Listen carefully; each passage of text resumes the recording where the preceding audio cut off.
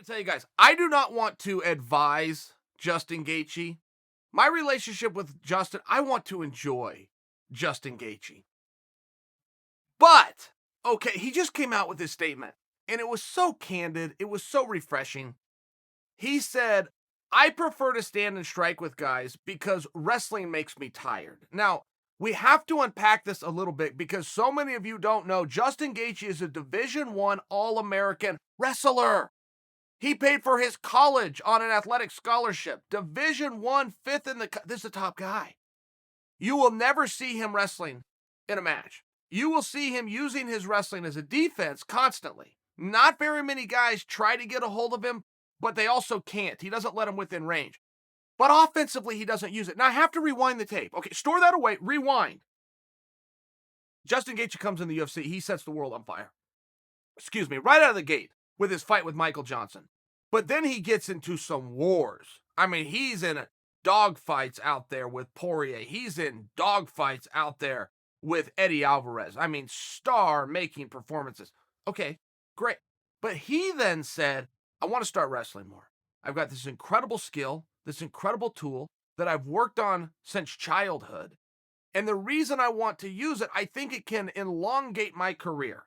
If I'm a prize fighter and my performance is my commodity, then the more times I can perform, the more times I can cash in on that commodity. Okay, great. Nothing groundbreaking there, but it was very nice that he shared this interflexion with us. So then he goes into his next contest. We expect that he's going to wrestle. We expect he's going to wrestle because he told us he was going to. No, he didn't do it. He goes out there. He gets in another knockdown, drag out with James Vick, puts him away. But he's still got this wrestling tool. And now he's come out even more open, to say I don't like to use it because it makes me tired. Now, that's a very interesting one for me, only because that is true. The cardio burst of a wrestling exchange is phenomenal.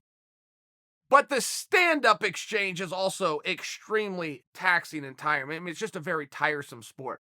I can remember my coach, Clayton Hires, his son was telling him, and his son's real put together, just looks like he's carved out of clay, and was telling him how, boxing isn't so hard, Pops. And his son had never boxed.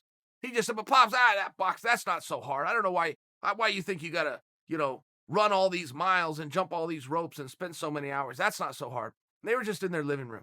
So Coach Clayton said, all right, Junior, here's all I want you to do. I want you to stand up with no opponent, no wraps, no gloves on, no mitts, I just want you to stand up, and I want you to throw your hands as fast as you can, and I'm going to time for 30 seconds. Just punch the air as many times as you can for 30 seconds, then let's continue this conversation. So his son just looks phenomenal, this guy. Did it for 30 seconds. He said, Pops, I'm so sorry. I will never make that claim to you again, that striking isn't fatiguing and taxing. I store that away only in case any of you are thinking, well, that doesn't look so hard. Do what Coach Clayton made his son. Just try it for 30 seconds. 30 seconds with just punching the air as fast as you can. Forget about form. Forget about it. Do it for 30 seconds.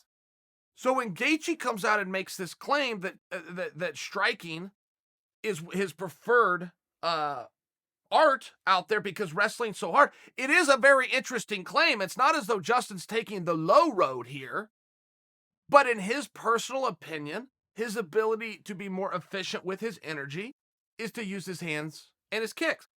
I just thought that was very interesting because one thing that will make cowards of us all is fatigue. If you get tired, it doesn't matter how big and body beautiful you are, how many muscles you had, none of those things, but your experience, what your championships are, what you won, your resume, none of it matters if you're exhausted.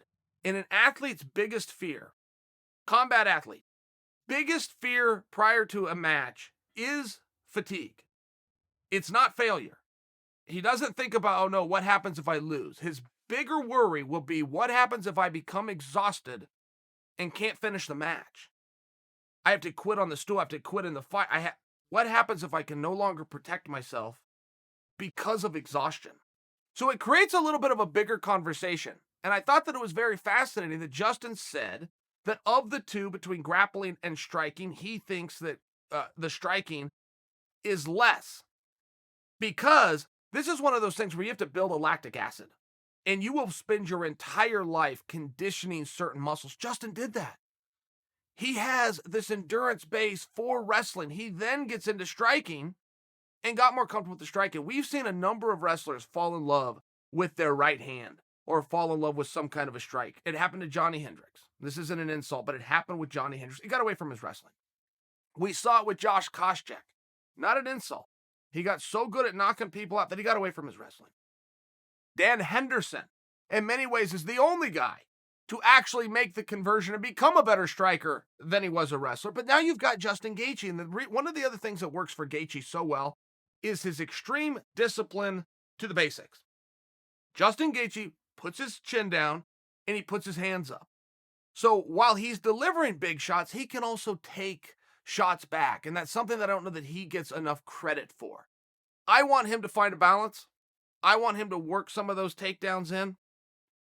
I want him to work some of those threats in. The threat of a takedown, in many ways, if you've got good hands like he does, the threat of a takedown is more devastating and more effective in a fight than the actual takedown.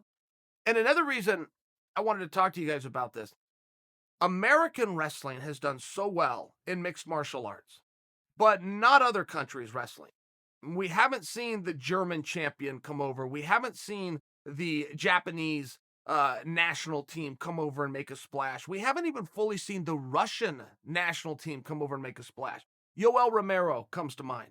One of the most decorated wrestlers ever in mixed martial arts, but he doesn't get a lot of his wins through that wrestling. And I just want to tell you why.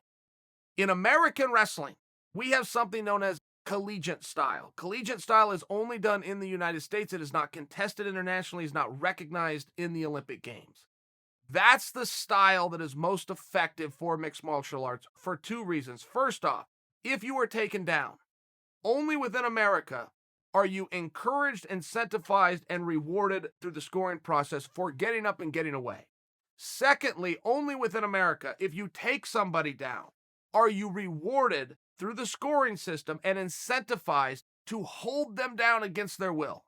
These other countries do a different style where if you get a takedown, the referee will leave you down for roughly 15 seconds, blow the whistle, stand you back up to your feet. You do not have to hold another man down, and when you're underneath a guy, you don't have to get up and get yourself free. That's why American wrestling has done so well, but it also carries over to what Justin Gaethje is talking about. A takedown uses so much effort and energy that unless you are also armed with the skill of holding the guy there against his will, it's really the squeeze isn't worth the juice. You need that moment. An American wrestler needs that. A Daniel Cormier, a Randy Couture type, needs that moment on top to catch their breath for that energy they just used, to be able to trap and pin their opponent, to lift the leg, to trap a wrist. Some of the things that Khabib does so well. One of the reasons Khabib, when he gets one time on top and the guy gets up and it's a whole nother opponent, they're so exhausted, but Khabib does so well at trapping and holding a man down against his will. Something that Georges St. Pierre had done so well. It's not something that some of the other foreign countries, including their national team, including their Olympic team, including their world and Olympic medalists, it's not something they were ever trained in. And it's one of the reasons that wrestling, on a grander scale, the international stage, doesn't transfer to mixed martial arts as well as the Americans did. I thought it was very open what Justin said. I want him to find some kind of a balance for selfish reasons. One, I like him, but two, I want him to fight for a very long time.